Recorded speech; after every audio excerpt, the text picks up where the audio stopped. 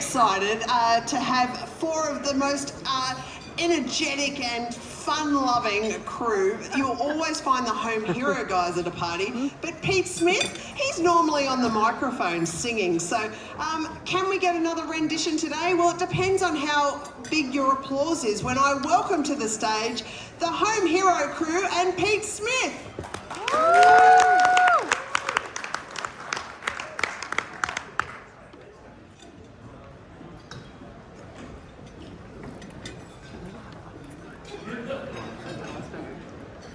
Good afternoon, everyone. Thanks for joining us here for the Lunch and Learn today.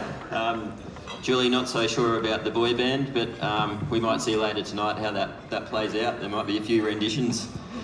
So today our topic is, our Lunch and Learn topic is around length of stay pricing, which, you know, very simple term, but it can get quite in depth. So it'll be interesting to see the views of the gentlemen, the kind panellists we have here on stage. So I'll do some quick introductions. Taking it from the left here, we've got Hayden Darcy, who's one of the Homhero co-founders, also a business development and product extraordinaire. So we welcome Hayden to the panel. Love it. Secondly, we've got Pete Smith, whose claim to fame is ID #1 in the Homhero database, our very first client here at Homhero. So please welcome Pete Smith, founder of Weekenda. And then certainly last but not least, we've got Kim Richardson, co-founder and the original developer of Homhero.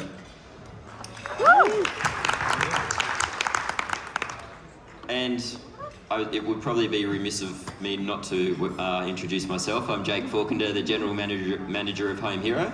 And now we'll jump into the questions. So, length of stay pricing. It's a topic on many people's lips.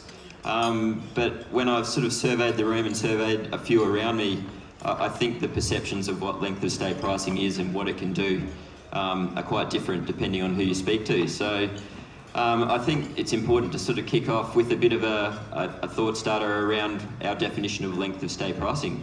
Kim, care to explain? Yeah, thanks.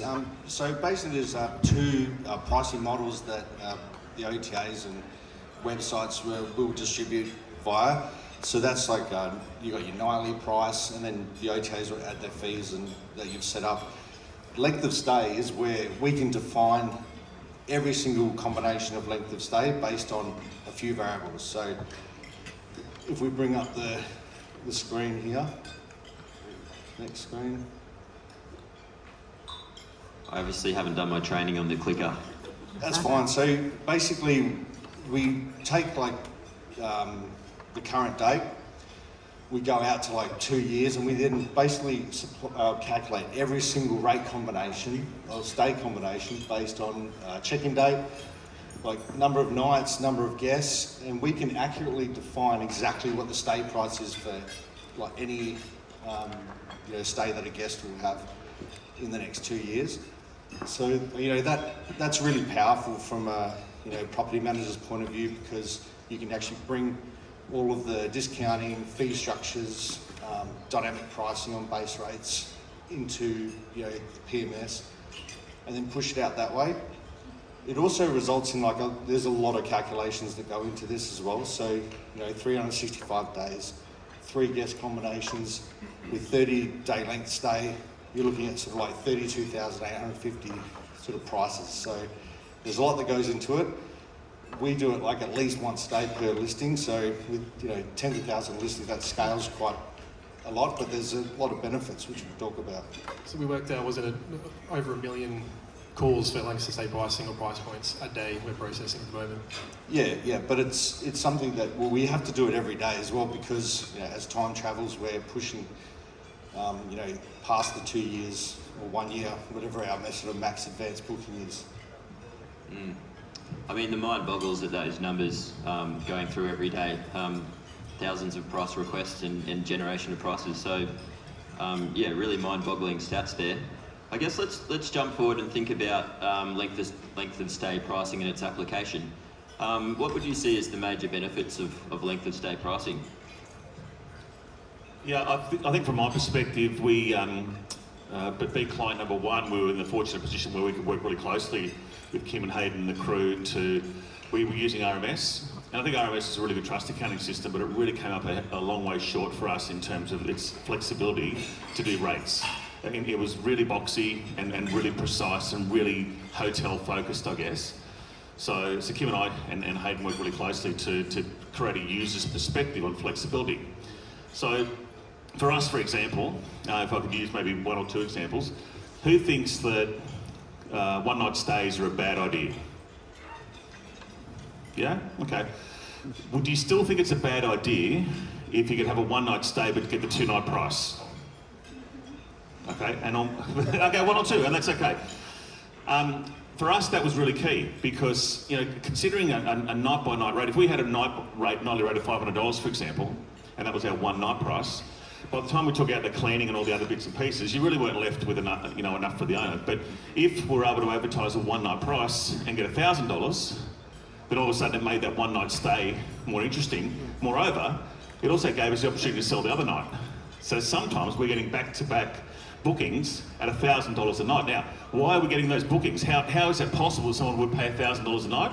Well, 29% of people out there that are booking with our system are booking one night. So 29% of people potentially in your room right now, if you don't advertise a one night price, it's nearly a third of the people, somebody else is picking up those bookings in this room and you're not, if you're not able to offer that one night price. So it's kind of interesting, isn't it? So by setting up your night one at 200% of your rate, so effectively the weekend rate, night two at 0%, means that either way, one nights or two nights, you're still getting that $1,000 for the weekend. And so that was really key for us. And if you extract that and take that out to, because we're largely a weekend business, but not everybody is. Some people are coastal businesses. So for those coastal people, you might have a minimum 7 nights, maybe a minimum 5 nights. For us, what we do is we'll have one night through to 7 nights at the same rate. So if people are searching for 2 nights, if they're searching for 4 nights, they're still paying the 7-night rate for their coastal booking. Because some people can't stay for 7 nights. Some people can only stay for 1 night. So anybody that's searching, we're capturing those people, presenting a price to them, and because so few people are offering 1 night prices or 3 or 4 night stays in a coastal area, we're capturing them. We're one of the few that they can pick from. They're booking with us. So this is a really key part of rate scaling that we figured out, because I think you can increase the price, you can decrease the price through discounts, but Homhero allows us that incredible amount of flexibility for us to capture anybody that's searching. Present the price to them, let them make the decision. If they're prepared to pay $1,000 a night for the 1 night, and they do, then we capture those people. And it doesn't need to be double. It can be a 50% uplift, a 75% uplift, a 100% uplift. Yeah. It doesn't really make any difference. We're capturing and securing those bookings, and that's been an incredible, part of our success story. Yeah, and I think that's the thing, is because all the rate calculations are being kept inside, the logic that you've set up. You can basically push all of that out to the OTAs, maintain sort of parity with all of the pricing without having to sort of shoehorn in nightly prices and then try and fit into the fee structure that the OTAs offer, which is good for night-based sort of hotel pricing. But we've just found that early on in the piece, length of stay pricing is going to work the best for the shower industry, and testament to Weekenda giving us a lot of feedback in the beginning. It's worked out really well. I think we should point out as well that you can have different prices based on length of stay with your traditional nightly rate method, but obviously that means you have multiple rate types. So you might have 7 different rate types to get 7 different price points over a week. Length of stay pricing means you can have a different price no matter the length of stay with a single rate type. So if you've got 100 properties you're managing, that's 700 rate types you're trying to map to 3, 4, 5 different OTAs as well. So it makes things a lot easier to manage just a single rate type, removing restrictions without sacrificing your pricing as well. Yeah. And so for us, for example, we've got probably 32 different types of calculations that are placed. So it could be coastal, non-coastal, it could be date specific, it could be event specific, 32 different variables that it's kind of like a set and forget. I mean, we do manipulate, as part of our revenue management, we do make those adjustments as we go along. But 80% of those prices and those calculations are set and forget. And so If we had to do that in RMS or in a traditional, if we had to do that in Airbnb, for example, and no disrespect to them, but if we had to do that manually in Airbnb, my God, you know, with 260 properties, I'd have to have 3 full-time people just sitting there, you know, plotting out those rates. And I couldn't do the length of stay, and I couldn't do those uplifts because the system's not designed around that. It's designed on that fixed nightly rate. Yes, there's certainly some really good nuggets there around navigating the landscape of minimum night stays and managing, you know, rates at scale there. Gents, talk to me about the ways that you would go about covering your costs when it comes to length of stay pricing. Yeah, of course. So another advantage of length of stay pricing is the ability to cover your costs of a booking within a pricing structure. So, for example, you know your cleaning fee is $200. You might have a booking fee that's $25. You might have a 3% advertising fee that you're adding on top of a net rate. Again, you can probably do a lot of that with multiple rate types on the nightly rate structure, but with length of stay pricing, you can set different triggers to do different things on a single rate type. Say, for example, you've got a public holiday and your cleaner's going to charge you double the amount because they need to clean on the public holiday. With your rate building and your rate structures with LOS pricing, you can double that price on that Sunday, on that date, and send those rates out without sacrificing your own costs and things as well. And we definitely do that. And so our uplifts and our add-ons that we have are definitely date and time specific to make sure that we can capture. I mean, we don't push out a plus cleaning fee, for example. I know some do. That's okay if you do that, but we don't, because we think that that's a deterrent. In fact, we've done A/B testing on this to prove that adding an extra fee, a cleaning fee, is one of the worst ideas you can ever do, because you start with your price, you get your add-on prices, next thing you know somebody's paying more than they thought, and you have a better chance of people clicking off and booking somewhere else because no one wants to pay more. So all of those calculations you talk about, Hayden, those uplifts, the booking fee, the advertising fee, the cleaning fee and so on, are all built into that length of stay calculation. So you're pushing out just that one price to the customer, you get a much higher chance of converting their booking. Exactly, it's all about accounting for those costs. It's not so much about adding as much as you can onto a rate. It's more, when that booking comes back from an Airbnb or a Booking.com or a VRBO, it's going to come back with net rate parity, but it's also going to account for and report on the fact that you've made this amount in cleaning fees across this month, you've made this amount in your booking fees, and you can basically consistently know exactly what you're going to get back as they come through. Just on the cleaning fee thing, so we talked about building the cleaning fee into the length of stay price. Like, is there any merit still to like separating out the cleaning fees on like OTA's website? I think it's just a personal choice, Kim, for the people in the audience that want to do things one way or the other. I generally have the point of view, and excuse my arrogance if this is the case, but professional managers would never push out a plus cleaning fee. I think if you're a smaller operator, 1, 2, 3, 5, then that's kind of like the traditional Airbnb model, for example, is to do plus cleaning. But I think there's a much smarter way of doing that when you've got a smart system like Homhero. The other thing that you can benefit from LOS calculations is because we've pre-calculated all of those prices moving forward. We've now got a fast cache regarding like for website lookups, even like quoting tools, that sort of thing, because we've already like pre-calculated. So it's made it possible for us to do searches for particular dates over large numbers of listings in a short amount of time. Excellent. Now, gents, you've touched on OTAs to some extent there, but let's dive into that a little bit deeper as a topic. How are you finding the OTAs currently support length of stay pricing? Yeah, so Airbnb, Booking.com, Verbo, Marriott all support length of stay pricing, and they all support that minimum 90 days length of stay. Some do a little bit more, but yeah, they all support it, and it's working really well for our clients. I think that's definitely our experience as a user as well. I think that perhaps some of the dynamic pricing management tools struggle a little bit with the concept of not having a sort of a regimented rate over a period of time. So I think that it's if you do have one of those dynamic pricing tools, there's still stuff to do at the back end to make sure that you end up with the right result, because they'll be thinking in terms of individual days. We don't think that way. We think that 3 days price could be the same as a 7 days price, and that messes with them a little bit. So just with the dynamic pricing, so we do split out sort of what was considered base rate and then fees when we're providing reservations for historical analysis to the dynamic pricing models. So, you know, when it comes to dynamic pricing, it actually works really well with length of stay, you know, because it's sort of replacing the manual need to, you know, update that nightly rate. If you're doing that, some people set fixed and then, you know, have a percentage-based, you know, rate multiplier based on season.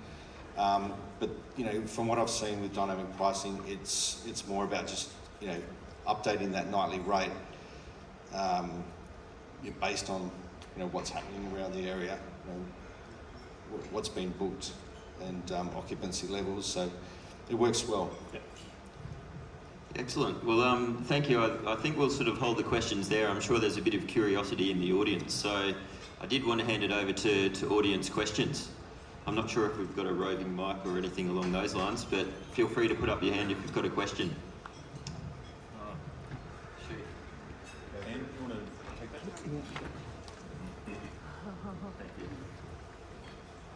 Mine's not really a question, but it's more about the single night bookings. I know, because I was really worried when I introduced it, because I introduced it based on what Pete recommended, and I was worried it would mean there was parties and it would be that kind of booking, but it's not. It's been families that have had sports and things on, they can only come away for one night. And we've had so many bookings, it's been a really, really great thing to bring into our business. Yeah, that's great. Thank you. Yeah, that's really awesome. Thank you for that. Don't be afraid of it. Don't be afraid of a one-night stay, because, you know, look, I think there's a stigma sometimes that one-night stays are going to be a party stay and so on. I think that's us as property managers to screen that and determine if that's going to be a problem. But what I will say is, if it is a $500 a night stay and they're paying $1,000, the chances are it's probably not going to be a party house. It is going to be that family group that can only stay. They've got to travel 3 hours to get to somewhere. They can only stay for the one night and travel back. Their options are limited. I mean, I think if as an example, in your own area, do this search. Go forward a couple of months, do a one night calculation in Airbnb, let's just say, and see how many properties come up. Then do the same calculation, see how many properties come up for 2 nights. You'll be shocked at how much limited choice people have got for those one night stays. So that choice should be you. You know, everybody in this room should potentially, and there's going to be some that have specific circumstances, but everyone should have it. And I'm not saying one night stay is the thing, but it could be. One of our best promotions that we do is pay for 2, get a 3rd night free. Okay, that's I think by far the biggest promotion that we run. We'll run a promo code out there. People put the promo code in, Kim, that hits the system, does the calculation. If they stay for 1 night, it does that calculation. If it stays for 2 nights, it's the same. And if they stay for 3 nights, it's the same. So it enables people to have that extra night. They perceive to have extra value. And that's an incredible promotion from us. Every time we run that promotion, it lights up, and it's very successful.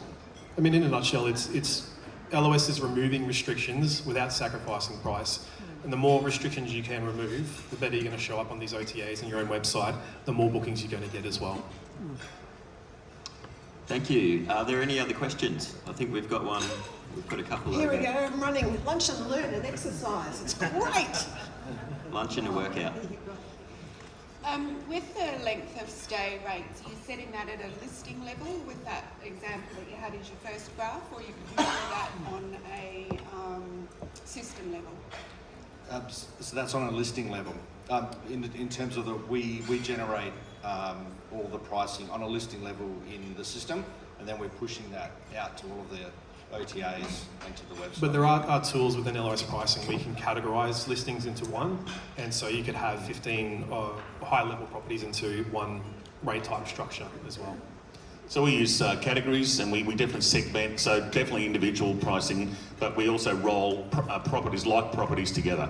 It could be, for example, that we look forward and say, look, 4 of our 3-bedroom villas at Cypress Lakes Resort in the Hunter Valley, where we operate, are available. So we might group those together and say, let's run a length of stay promotion. It could be a discount, could be an uplift if it's wearing down to 1. So we want to push that up. So we'll group those together using categories. We'll have other things like, for example, if someone announces a concert in the Hunter Valley, we'll group those properties that are within that sort of 1 or 2 kilometre sort of distance and use the pricing to uplift those, and then have a whole bunch of triggers that either uplift that or decrease it, depending on sort of what the reaction is to those bookings. So how long does that take to set up for each individual property? Like if you've got 70, 100 or so Yeah. properties, like that can be quite a I would task. say Alice, who you saw up here on stage yesterday morning, was one of the young guns. So that's typically the person in Weekender who drove that.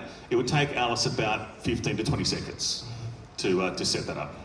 It's that simple. You need to remember as well that the difference here is if you've got 70 properties and you're using a nightly rate structure, you're still having to do multiple rate types, whereas this is just a single rate type. So it's going to save you more time with this kind of method as well, especially at a scale like that. And by the way, when we're using RMS, again, no disrespect to RMS, I think it's great for hotels. It's not great for our business. It's great for trust accounting for our business, but not as a pricing tool. For us to do that for middle 250, 260 properties, to do those calculations, my God, it took us hours and hours and hours. So much so that I lost all my hair, and so did Kim. He lost all his, because it was just a really difficult thing. And that was the power of us working together to come up with those real life scenarios. Our business was always about driving the most efficient outcome we possibly can, using technology. Simon talked about that. Use that technology to drive efficiency, so we can use the people to put smiles on the faces of our guests. That's an absolute core fundamental philosophy in our business. And you'd see instant bookings as a result of like you making small tweaks every. I remember getting calls that go, I'd made this change, and then bang, like all these bookings are streamed in. So it does work. It's interesting. We'll talk about cracking the code yesterday, the Airbnb code, for example. Making those changes to pictures, Alice talked about yesterday, making the changes to pricing, Airbnb senses that activity, and therefore they then tend to promote you because you're being busy, you're being active, and you're making those changes, for sure. All right, I think there was another question over here. Maybe hand up. No. Oh gosh, always got a question. This man. Don't panic. Don't give it to him. Next. So it's all about dynamic pricing these days. So how do you put? So we're using dynamic pricing with a minimum rate and then applying a rate scale to it. That's how we do it. Then we get a 1 night, 2 night, 3 night rate. So on that table you had up there, how does it work? How do you make that turn into dynamic pricing and then come up with what you need, which is a 1 night stay? Yeah, so if we're talking about the technical aspect of how a length of stay price is built, we basically add up all of the nightly rates for that particular period, and then add on any fees that are required, apply any discounts as well that sort of fit into the setup. So in terms of where dynamic pricing fits into that, if you sold something for a booking last year and that comes and picks up, the dynamic pricing can sort of pick that up and go, you know what, like this year we're going to increase that nightly rate, because we are providing that to the dynamic pricing models if you've got those connections activated. So it works hand in hand. Maybe you can expand. In short, it contributes to the final result. So the dynamic pricing, obviously, you've got your ebbs and flows of your occupancy and demand as well. And that demand and those prices get fed through to Homhero, and then it's our LOS tool that then converts it into all these individual price points that are catering to all those different costs of the booking as well, or the uplifts, or covering the OTA commissions and things like that. So the short answer is they work hand in hand with each other very well. Excellent. So, any other questions? No? I've got a question. Cole Battersby, when are you going to take off the party bracelet? You think you're going to get into another party with that purple bracelet tonight? Cole is the party. Anybody else? Has anyone learnt anything from these gurus today? Yeah, me too. Very impressive, guys. Have you got anything to give away? Maybe just a little something that's sitting behind us. I might invite our esteemed colleague Danny to the stage to help out with the draw. Are we going to do this Sail of the Century like, Danny? I need a hand mic. Ladies and gentlemen, how are we all? We good? We lunching? We learning? Excellent. How's the Tuscan chicken? Fantastic, good to hear. Some familiar faces out in the crowd here. Will, I'll have to give you that $50 back. I can't actually make you win. All right, ladies and gentlemen, we're going to auction off this wonderful scooter we have here. A lot of entries. We do appreciate all the property managers entering the draw. It's been the talk of the conference so far. Everyone's been talking about the scooter. So we're going to launch it out now. Deacon, if you'd like to bring that up for me, mate. A bit of a shout out to the AV guys as well. Fantastically. Yeah. And let's run it. And this wonderful showcase of prizes could all be yours. And who we have? I'm telling you, that was got to be kidding.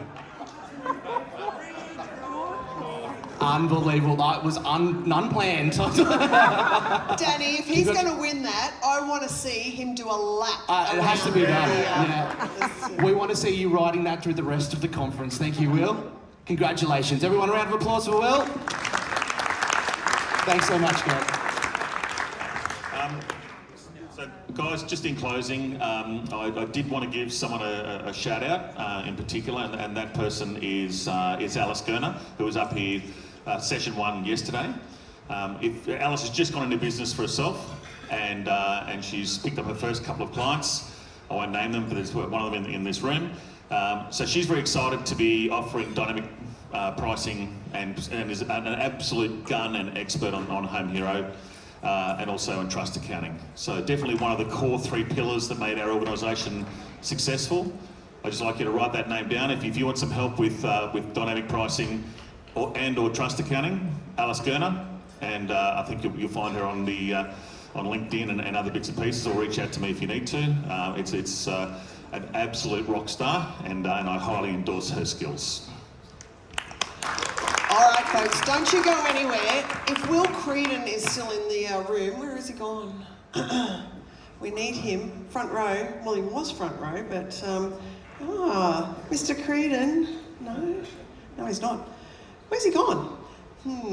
He's hiding under the table somewhere. I was going to get him on the scooter, and then we're going to take a photo. And but guys, thank you so much. Can we have a big round of applause for these boys? Well done. Pete, will we be seeing you on the microphone tonight? Karaoke? I'll be there.